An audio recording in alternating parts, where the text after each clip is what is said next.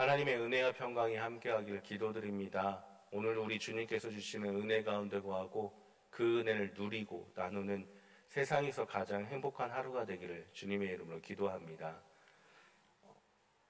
새벽 설교 때마다 역사서를 중심으로 인물을 살펴보고 있습니다. 오늘은 그 분열왕국의 마지막 부분을 우리가 함께 말씀을 읽었습니다. 이스라엘 역사에 대한 이야기를 오늘 좀 같이 나누도록 하려고 합니다. 이스라엘은 지형적으로 북쪽에는 아수르 제국이 있었고 동쪽에는 바벨론이 세력을 새롭게 가지고 나타났으며 서쪽으로는 애굽의 강력한 나라가 있었습니다. 그렇게 동서북 다 강력한 제국들 사이에 있었던 나라가 이스라엘입니다. 마치 우리나라처럼 우리나라도 서쪽에는 중국이 있고 북쪽에는 북한, 남쪽에는 이제 일본이 그렇게 자리 잡고 있지 않습니까? 그래서 우리나라와 매우 흡사한 역사를 가지고 있습니다. 분열왕국의 마지막 때는 이렇습니다. 아수르 제국이 북이스라엘을 멸망시킵니다. 그때가 히스기야 왕 때, 남유다는 히스기야 왕 때 그렇게 아수르 제국이 북쪽을 멸망하게 됩니다. 북이스라엘을 멸망시킨 아수르가 남유다까지 멸망시키고자 밀고 들어왔습니다. 예루살렘 직전까지 아수르 제국이 밀고 들어왔으나 히스기야가 간절한 기도를 하나님께 드렸고 하나님이 구원하여서 아수르 제국이 후퇴를 하게 됩니다.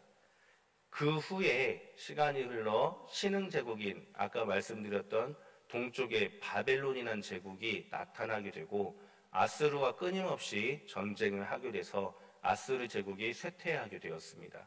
한 강력한 국가가 쇠퇴를 하게 되면 또 다른 국가가 준비하고 있던 국가가 나타나는 게 역사 아니겠습니까? 그래서 서쪽에 있는 애굽이 기회를 엿보고 있다가 남유다와 전쟁을 하기 시작합니다. 이때의 왕이 우리가 잘 알고 있는 요시야 왕입니다. 요시야 왕은 다른 선대의 왕들과 다르게 화친을 맺질 않았고 오히려 애굽과 맞서 싸우는 것을 선택을 하게 됩니다. 그래서 애굽과의 전쟁 중에 요시야 왕이 죽게 됩니다. 왕이 죽게 되자 그 다음 왕을 세우게 되는 거죠. 그러나 이미 강력하게 한번 이스라엘을 침략했던 애굽 왕은 남유다의 그 백성들이 세운 왕을 인정하지 않고 그를 데리고 가서 가둬버리고 자신들이 원하는 왕을 새로 세우게 됩니다. 왜냐하면 그 왕을 통해서 식민지화하여 조공을 얻기 위한 하나의 정책이었죠. 새로 세워진 왕의 이름이 여호야김이라고 합니다. 여호야김 왕이 새로 등극을 하여서 초반에는 열심히 애굽에 조공을 바치고 애굽을 섬기게 되었습니다. 그러던 중에 바벨론의 유명한 왕 느부갓네살이라는 왕이 점점 세력이 강력해지자 이 여호야김은 애굽을 배반하고 바벨론을 선택하여 동맹을 맺게 됩니다. 애굽의 입장에서는 식민지였던 나라가 배신을 한 것입니다. 그러자 애굽이 이 남유다를 가만히 놔두지 않고 강력하게 전쟁을 벌입니다. 애굽과 남유다의 전쟁이 아니라 애굽과 바벨론의 전쟁이 된 것이죠. 이때 바벨론이 패하게 됩니다. 그러자 애굽을 버리고 바벨론을 선택했던 왕 역시 배신을 거듭한 꼴이 되어서 엄청나게 타격을 입게 됩니다. 그런 상황에서 이 여호야김이라는 왕은 또다시 바벨론을 버리고 애굽을 선택을 하게 됩니다. 바벨론 입장에서는 황당한 일이죠. 그래서 바벨론이 막강한 군사력을 가지고 남유다를 강력하게 밀어붙입니다. 그리하여서 바벨론이 전쟁에서 승리하여 애굽은 자신의 영토에서 벗어나지 못하게 되고 남유다는 결국에 왕이 죽게 됩니다. 그리고 그 후에 여호야긴 왕이 이어지게 되고, 그 후의 왕은 선대 왕이 배신의 배신을 거듭하였다가 망하는 그 모습을 보았기 때문에 바벨론에 항복을 하게 됩니다. 바벨론은 항복한 여호야긴 왕을 폐위시킨 다음에 그를 끌고 가서 바벨론에 데리고 와서 그곳에서 평생 동안 먹고 살게 해주고 다음 왕을 세우게 되는데, 그 왕이 분열 왕국의 마지막 왕인 시드기야 왕입니다. 이 시드기야 왕 역시 그 선대가 했던 모습대로 바벨론과 동맹을 맺어 지내다가 배신을 하여 애국과 동맹을 맺게 됩니다. 이에 바벨론이 너무나 화가 나서 이대로 놔둘 수는 없다 싶어서 강력하게 모든 군대를 이끌고 본보기를 보여줘야겠다라고 결정을 하여서 남유다 왕국에 쳐들어오게 되고, 그때 성벽이 무너지게 되고, 오늘 본문 말씀처럼 시드기야는 그가 보는 앞에서 아들들이 죽음을 당하고 두 눈을 뽑히고 노사슬에 매어서 끌려가게 됩니다. 이로 인해서 분열왕국의 역사가 막을 내리게 됩니다. 성경에서 역사서라고 구분되는 것은 나라가 존재할 때 이어지는 이야기를 역사서라고 그렇게 구분을 하고 있습니다. 역사서는 나라가 존재해야 되는데 이 나라는 국민, 영토, 주권이 있어야지 나라라고 말할 수가 있습니다.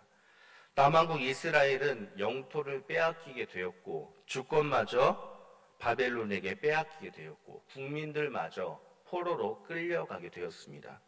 이스라엘의 역사서가 이로 인해서 끝나게 된 것입니다.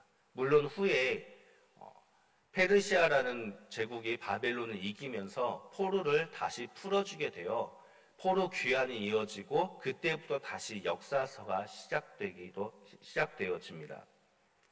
이렇게 분열왕국 역사가, 이스라엘 역사가 끝나게 되는데, 지금까지 분열왕국 시대의 왕들을 쭉 살펴보면 북이스라엘은 19명의 왕이 있었고 남유다는 20명의 왕이 있었습니다. 그러나 그들 중에서 북이스라엘은 모두 다 악한 왕으로 평가를 받게 되었고, 남왕국 유다는 20명의 왕들 중에 8명만이 선한 왕으로 평가를 받았다라고 요약할 수가 있습니다. 이러한 역사를 보면서 선한 왕이 있었는데 왜 그 다음의 왕은 선한 왕이 했던 대로 하지 않았을까? 선한 왕이 했던 대로 그대로 했다면 하나님께 인정을 받고 선한 왕으로서 기록이 되어서 이스라엘이 하나님의 통치를 계속 받을 수가 있었을 텐데 왜 그렇게 하지 못했을까라는 질문을 해보게 됩니다. 이에 대해서 두 가지 답으로 결론을 내렸습니다. 이스라엘 왕들이 왜 선한 왕의 그 정책을 이어받지 못했을까라는 질문의 첫 번째는 바로 습관 때문입니다. 습관이라는 것은 어떤 행위를 오랫동안 되풀이하는 과정에서 저절로 익혀진 방법을 뜻합니다. 악한 왕들에 대한 평가를 성경에서 공통적으로 반복되어서 하는 말씀은 그의 조상들이 행한 모든 일들을 따라서 여호와 보시기에 악한 행동을 하였다라고 그렇게 말씀하고 있습니다. 조상들이 행한 모든 일, 그 악한 일들이 결국에 몸에 배어버렸기 때문에 그 습관 때문에 선한 왕이 아무리 하나님 보시기에 원하는 정책을 펼쳤음에도 몸에 배어진 습관대로 행동을 하게 되었다라고 해석을 할 수가 있습니다.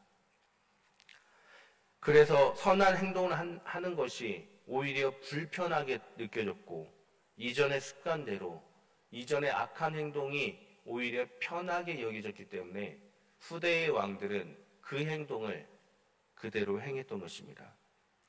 습관과 관련된 우리나라 속담들이 있습니다. 옛말에 3살 버릇 80까지 간다. 제 버릇 개 못 준다. 라는 말들이 있습니다. 몸에 밴 버릇이 쉽게 고쳐지지 않기 때문에 처음에 어떤 습관을 갖는 것이 얼마나 중요한가에 대한 우리나라의 옛 말입니다. 마찬가지로 악한 옛 습관을 따르는 것은 하나님을 믿는 자의 삶이 아니었지만 그럼에도 불구하고 악한 왕들은 그 습관대로 행하는 것이 편했기 때문에 그대로 할 수밖에 없었다라는 겁니다. 바울은 에베소서에서 이렇게 말씀하고 있습니다. 제가 에베소서 4장 말씀을 읽어드리겠습니다. 너희는 유혹의 욕심을 따라 썩어져가는 구습을 따르는 옛사람을 벗어버리고 오직 너희의 심령이 새롭게 되어 하나님을 따라 의와 진리의 거룩함으로 지으심을 받은 새 사람을 입으라. 아멘. 우리는 과거의 습관을 버려야만 됩니다. 죄인이었을 때의 그 습관을 우리는 버려야만 되는 것입니다. 우리는 오직 하나님을 따라 의와 진리의 거룩함으로 새 사람이 되어 삶을 살아가야만 합니다. 분열하고 시대의 왕들은 옛 습관을 버리지 않았습니다. 하나님을 따르지 않았습니다. 오히려 하나님을 따르지 않고 조상들이 행했던 그 악한 행동을 그대로 하는 것이 당연한 것으로 여겨졌던 것입니다. 그리고 그 결과는 그로 인해 나라가 멸망되었습니다. 그들이 악한 습관을 했던 것은 아마도 자신들이 좀 더 편한 삶을 원했기 때문일지도 모릅니다. 악한 행동이 습관으로 몸에 배어 하나님을 따라 진리와 거룩함으로 새 사람으로 살아가는 그 삶이 자신들에게 어쩌면 불편했기 때문이었을지도 모릅니다. 그러나 우리는 우리의 편함을 위해서 하나님 앞에 악한 행동을 해서는 안 된다는 것을 성경을 통해 너무나도 잘 알고 있습니다. 오직 성령의 충만함으로 하나님의 말씀이 기준이 되어서 하나님 앞에 거룩한 백성, 세상과 구별된 백성으로 우리는 살아가야만 하는 것입니다. 우리의 삶이 옛사람을 버리고 주님이 바라보시기에 그 조상들과는 달리 거룩하고 정직하게 행하였다라는 그 칭찬을 받는 우리들의 삶이 되기를 주님의 이름으로 축원합니다. 두 번째로 왕들이 악한 행동을 하게 된 것은 하나님 말씀에 귀를 기울이지 않았기 때문입니다. 이스라엘 역사 중 악한 왕들이 통치할 때 나라는 매우 큰 어려움을 당하게 됩니다. 그리고 놀랍게도 그때마다 하나님은 선지자들을 통해서 하나님의 말씀, 하나님이 원하시는 삶의 방향에 대해서 제시를 해줍니다. 대부분의 선지자들이 바로 이 분열왕국 시대에 또는 나라가 멸망당한 후에 나타난 이유가 너희가 지금 잘못 살고 있기 때문에 하나님이 원하시는 기준대로 살아야 한다라고 하나님의 선지자들을 통해서 그 기준을 말씀해 주셨기 때문입니다. 선지자들은 왕들이 잘못된 길을 가고 있음을 지적하고 백성들이 잘못된 길을 가고 있음을 부르짖었습니다. 하나님이 원하시는 길이 분명하게 어떤 것인지를 외쳤던 것입니다. 그러나 왕들은 그 소리를 듣지를 않았습니다. 아니, 듣고 알았음에도 불구하고 그들은 하나님보다 자신의 기준이 분명했고 자신들이 원하는 삶이 무엇인지 그 우선순위가 분명했기 때문에 악한 행동을 반복적으로 행했다라는 뜻입니다. 말씀을 듣는다는 것은 듣고 깨달아 내 마음에 새겨서 나의 삶의 기준이 바뀌는 것을 뜻합니다. 단순히 듣는 것이 아니라 그 말씀이 내 마음에 새겨져 내 삶의 가치관이 되어서 내가 선택하는 모든 것들을 선택할 수 있는 기준이 되어야 하는 것입니다. 말씀을 들었음에도 불구하고 똑같은 기준을 가지고 예전처럼 살아간다면 그것은 말씀을 들었다라고 하지 않습니다. 그것을 우리말로 흘려 듣다라고 말합니다. 주의 깊게 듣지 않는 것 또는 들어도 머리와 마음에 새기지 않고 그냥 스쳐 지나가는 것. 말씀을 듣는 것이 아니라 흘려 듣다라는 겁니다.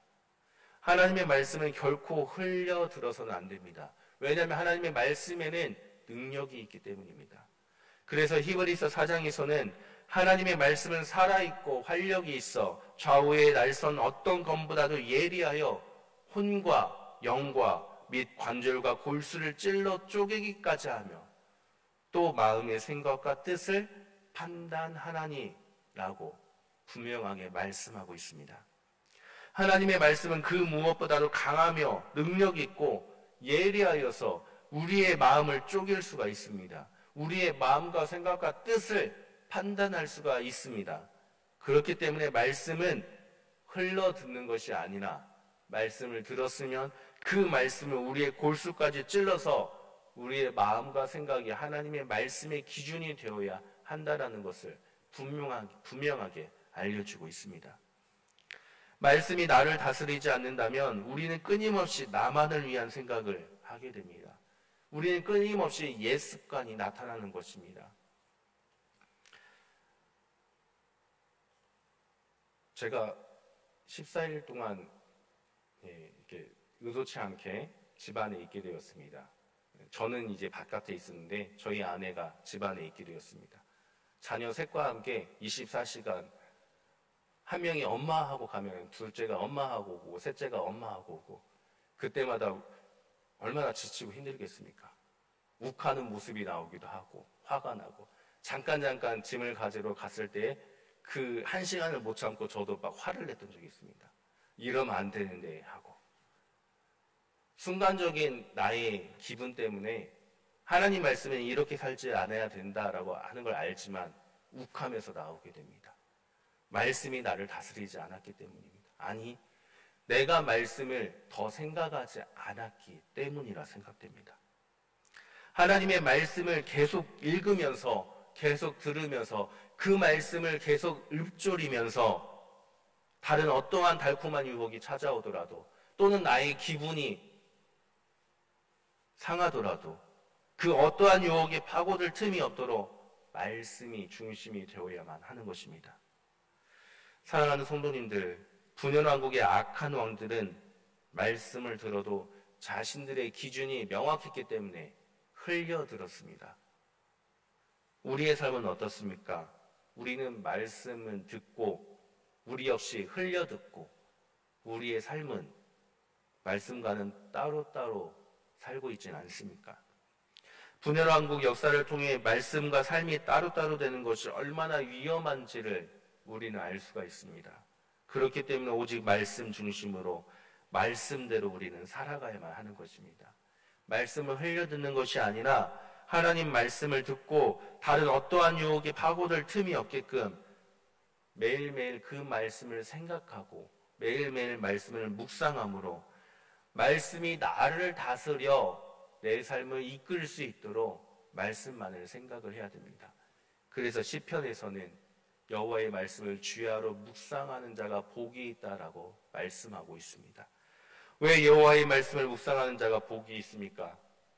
하나님 말씀이 중심이 되어 살아가면 하나님 말씀의 능력이 우리 삶에 나타나기 때문에 그것이 복이 있는 삶이다. 그렇기 때문에 세상 그 어떤 말에 귀 기울이지 말고 하나님 말씀을 주야로 생각하고 마음에 새기며 살아가야 한다라는 것을 알려주고 있는 것이 아니겠습니까? 사랑하는 성도님들, 오직 주님의 말씀을 흘려듣는 것이 아니라 마음 깊이 새기는 그러한 습관을 갖는 성도님들 되시기를 바랍니다. 그럼으로써 하나님 보시기에 정직하고 선한 사람으로 평가받아 나중에 우리 주님을 만났을 때 하나님이 얼마나 기뻐하실까라는 기대감을 가지고 살아가는 복된 하루가 되기를 주님의 이름으로 간절히 축원합니다. 함께 기도합니다.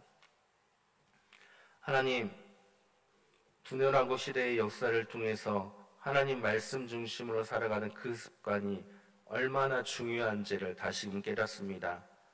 하나님, 우리 모두가 오직 주님의 말씀대로 살아가는 습관을 가질 수 있도록 말씀이 우리를 다스리고 말씀이 우리의 삶을 이끌어갈 수 있도록 주의 성령님께서 오늘 하루도 우리를 인도하여 주옵소서. 그로 인해 오늘 하루 말씀 안에 거하는 삶으로 세상에서 가장 행복한 하루가 될 수 있도록 주님 우리를 다스려 주옵소서. 예수님의 이름으로 기도드립니다. 아멘.